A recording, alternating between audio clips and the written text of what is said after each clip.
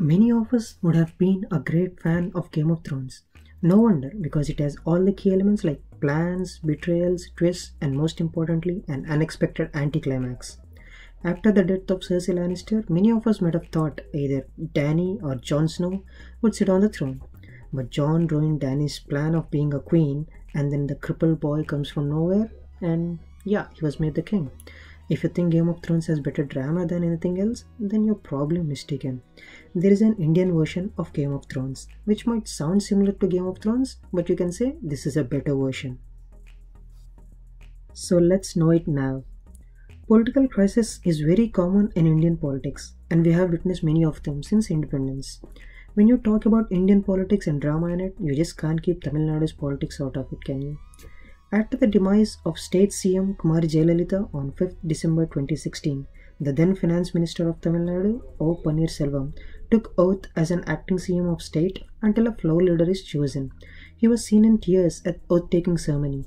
However, it was not for the first time he was in tears. In September 2014, when Jayalalitha was sent into jail, Pannir took oath as an acting CM. He and other ministers were also seen crying during the swearing ceremony. कई मंत्री तो कैमरे पर रो पड़े. என்னது கவனத்திற்குள்ளாவதும் உலச்சாந்தையும் என் கடமையும் நிறைவேற்றினேன்.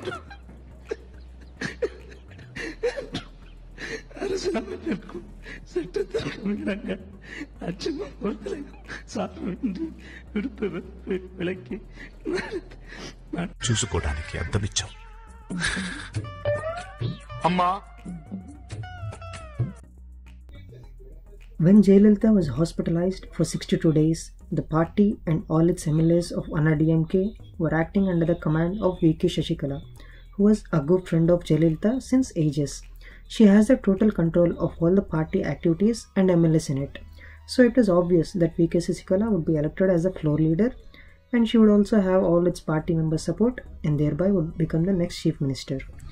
According to the plan, on 29 December 2016, Shashikala was elected as her party's general secretary, and on Feb 5th, she was elected as her floor leader for assembly. Pannirselvam stepped down, handing his resignation to Governor Vidyasagar Rao, and also suggested him that the Shashikala would be our next CM. So the stage has been set for Shashikala to take oath as the CM on 7th February. But if everything goes according to our plan, what would it be called as Indian politics? 2 days after stepping down as CM, Pannirselvam visited the tomb of late CM Jayalalitha. He stated that Amma's soul visited him and asked him not to let the state go into hands of Shashikala. And he also said that he had doubts on death of Jayalalitha, that it might be fabricated, and ordered for a detailed inquiry.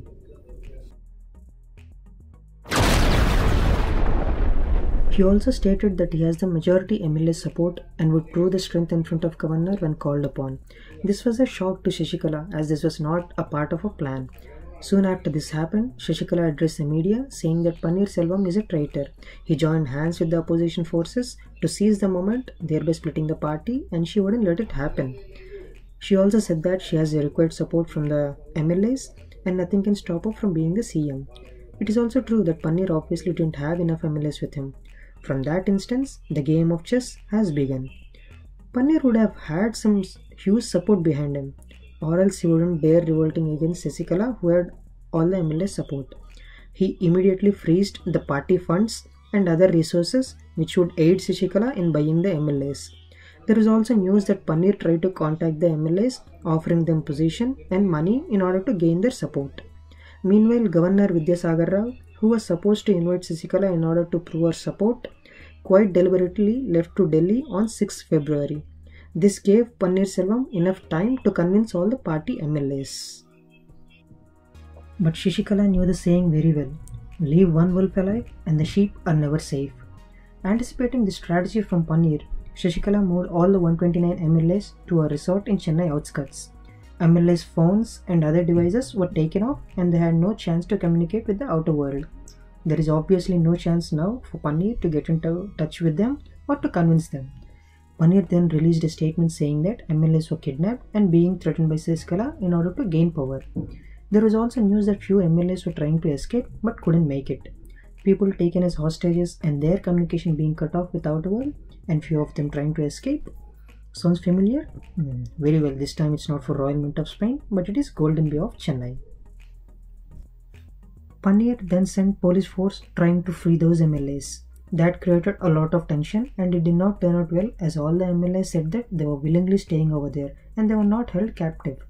Paneerselvam has no other option, as all his efforts to convince MLAs to gain support went in vain, and he knew that he was already waging a lost war. On his return to the state on 10 February 2017, Governor Vidyasagar Rao delayed announcing V.K. Sasikala as the new chief minister, as everyone was waiting for the verdict of her cases. She was facing corruption charges since 1990. He asked Paneerselvam to continue being the chief minister until the Supreme Court gives its verdict. To be honest, this is against the constitution. If a party or a leader has majority MLAs in support, he or she should be called in to test the support, and when the support is proved, should be sworn as CM irrespective of any accusations. If he or she was proven guilty later on by any court, then it's up to the party and MLAs to choose their next leader. But this didn't happen, and on Feb 14th, she was proven guilty against the charges. Supreme Court of India sentenced a 4-year term jail, and she wouldn't be allowed to contest in any kind of politics for 10 years from then.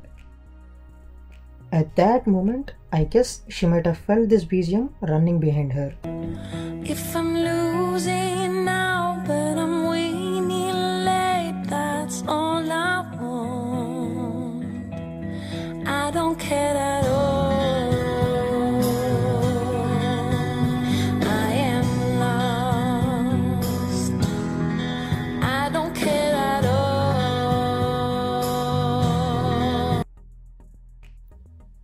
Later on, Mr. Edappadi K. Palaniswamy was unanimously elected as the new chief minister and was sworn in the next day.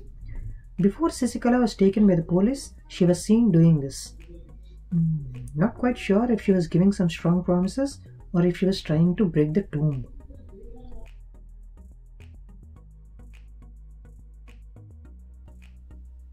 Paneerselvam was the only witness in otherwise a perfect plan.